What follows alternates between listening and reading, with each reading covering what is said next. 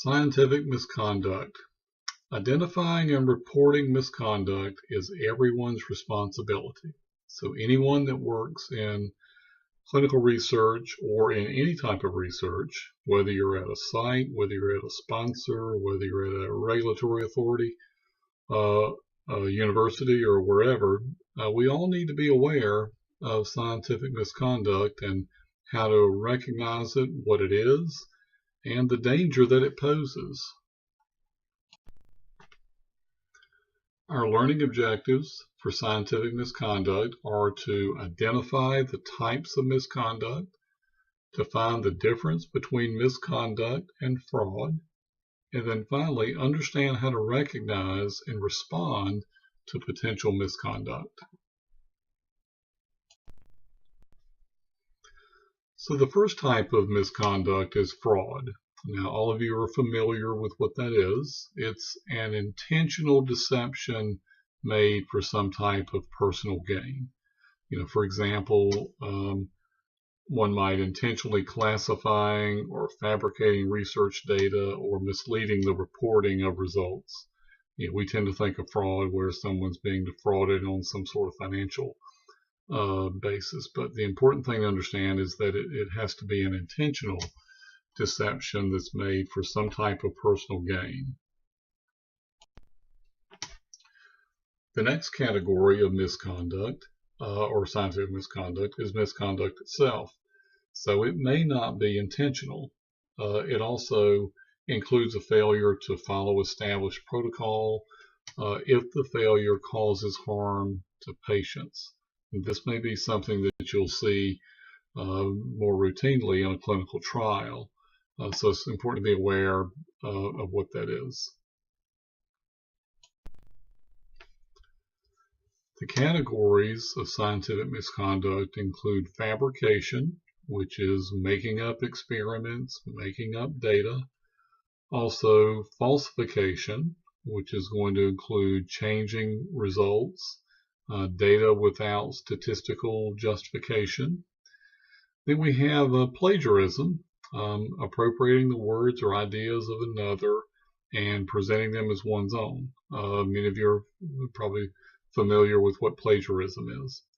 And then finally we have ghostwriting. Ghostwriting refers to the authoring of papers for others, and these can be done either in maybe an academic setting, or a lot of times it's done in a professional setting, but it is an example of scientific misconduct, and we need to be aware of it.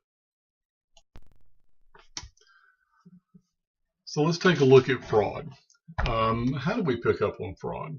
Okay, first of all, we understood that fraud is an intentional act of deception for personal gain. So a few signs to look for as it pertains to clinical data. A couple things you might see. You might see perfect visit attendance by all the patients, which is very, very unusual. And if you see that, it's probably an indication that that data may be false. You may see duplicate data, such as lab results. If a patient comes in and they've got a lab result from one visit, and then they come in for the following visit that might be a few weeks later, a month later, and they've got identical lab results, that may be an indication that something is something wrong there in the lab. It doesn't mean it's fraud, but that might be something we want to at least take a look at. 100% drug compliance. This is one that every trial would love to have 100% drug compliance, but you're not going to have that because patients aren't going to take all of the drug on the schedule according to the schedule. So there's probably going to be some deviations from that. You're never going to have 100% drug compliance. Finally, you've got no adverse events are reported and no concomitant medications are reported. That's very unusual because, as we know, an adverse event is anything from a headache to a heart attack. So more than likely over the course of a trial, depending on even for a very short trial, a patient is going to experience some type of adverse event. That's pretty common. And they're going to have some concomitant medications that are reported. So if you don't see any, that's probably an indication that something's not quite right there. Something's being left out. Then lastly, we have very few withdrawals. That's very uncommon. Ordinarily in a clinical trial, you're going to have patients that withdraw for whatever reason. So if you see one where there are no withdrawals, or there are very few withdrawals, that could be a sign that something may not be quite up to snuff there.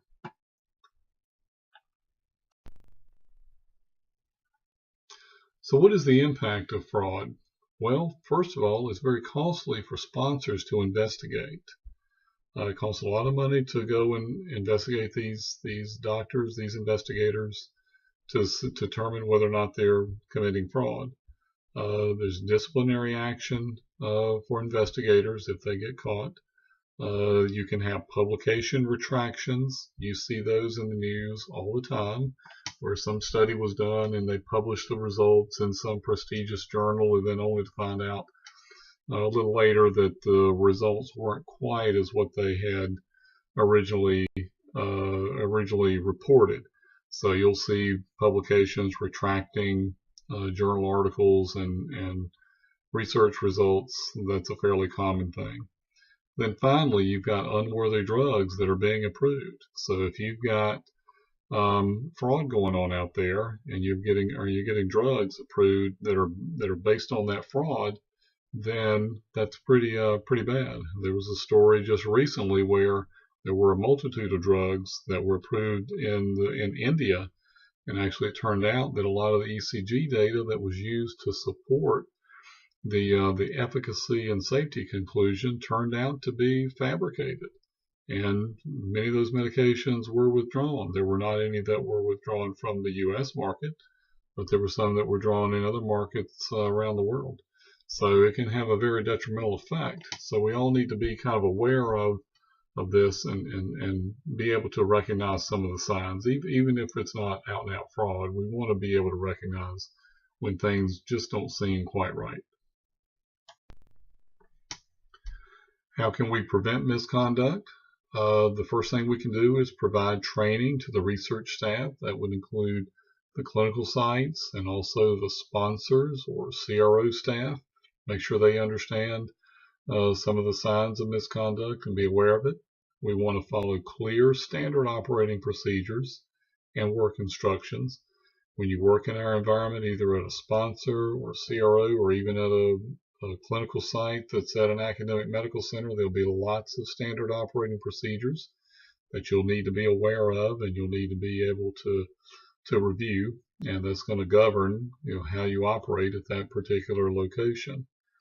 And then we need to provide a mechanism for reporting potential misconduct. That can be something like, and maybe an anonymous 800 number you can call to report something that you don't think is completely accurate, or it could be some other mechanism for reporting misconduct.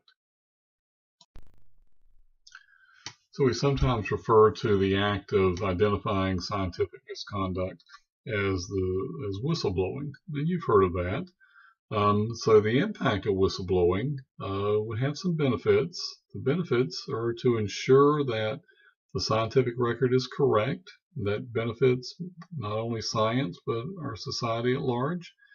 To comply with regulations, that's an individual impact.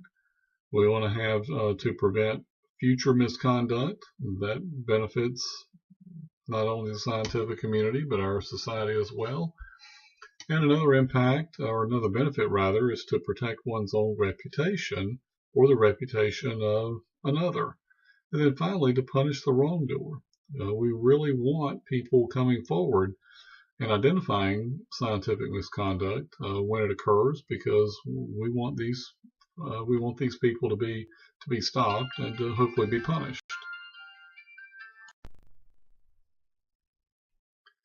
So there are some risks that are associated with whistleblowing.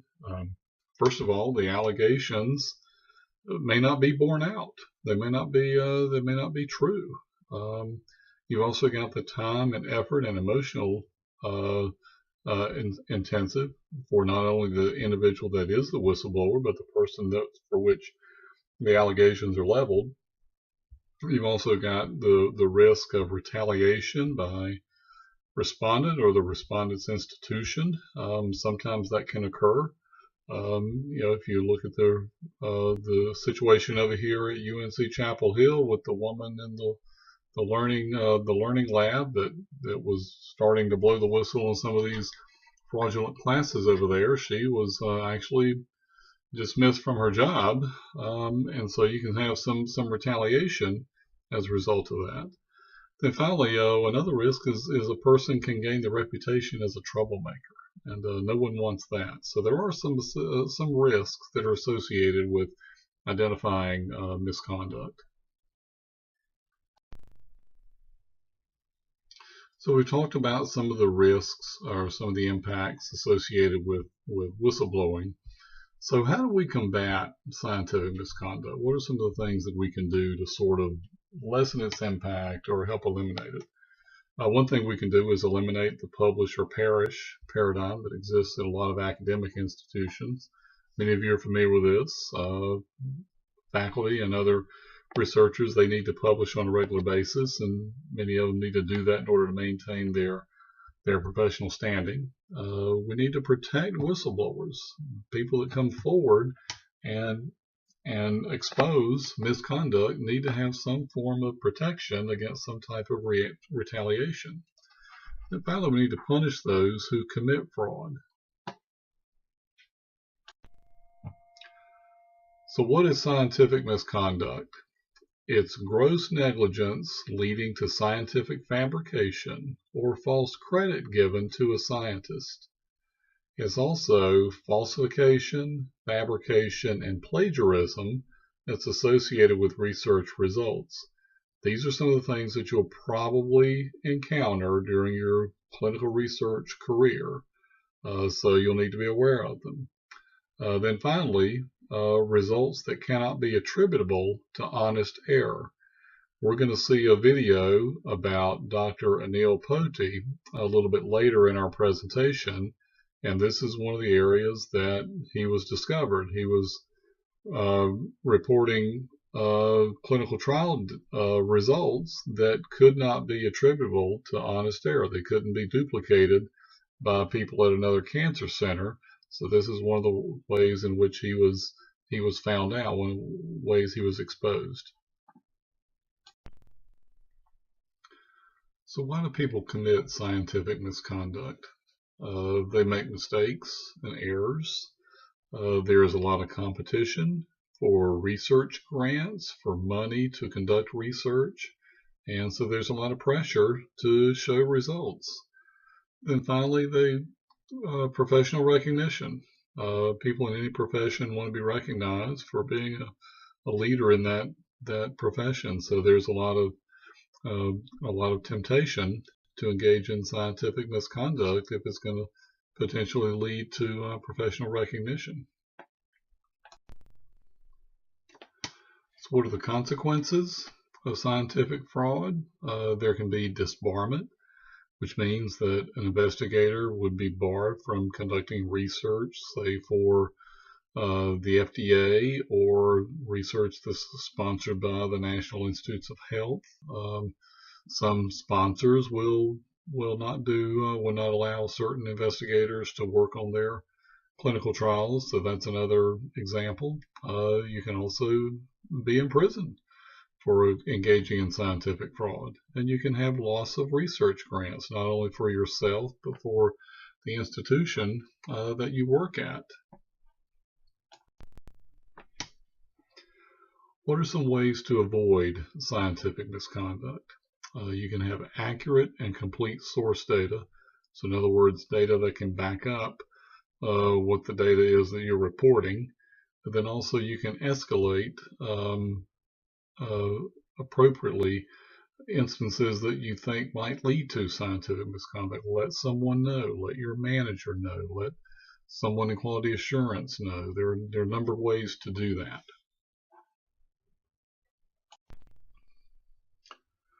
So what we're going to do next is to view a short segment from the news magazine show 60 Minutes that discusses the case of Dr. Anil Poti, who was a researcher at Duke. The video lasts about 14 minutes. I've included the link there to it, but also you'll find it on Blackboard, so you should be able to download that and view it. Like I say, it doesn't last very long, so that'll be the first thing that I want you to do. So for your reading and discussion forum assignment for this week, you've got a couple of readings. There are two articles that I've placed out there on Moodle. The first is Uncovering Misconduct by Virginia Gwynn. I think you'll enjoy that article. And then the second one is Scientific Misconduct from the Perspective of the Research Coordinator. So you'll find both of those articles out there in this week's page on Moodle. Also, in your Ethical and Regulatory Aspects of Clinical Research textbook, I'd like for you to read two articles. The first is Scientific Misconduct, and then the second is Preventing Scientific Misconduct. Then, as far as your discussion forum goes, there is one question to respond to. Based on what you've learned from the articles and in the lecture, what should you be alert to with regard to scientific misconduct, and how should you best respond to it? So I'd like for you to get your responses up there this week so that I can take a look at them, and I don't think it'll be real difficult for you to do that. So if anyone has any questions, please let me know. Otherwise, I'll see you out there on the discussion forum.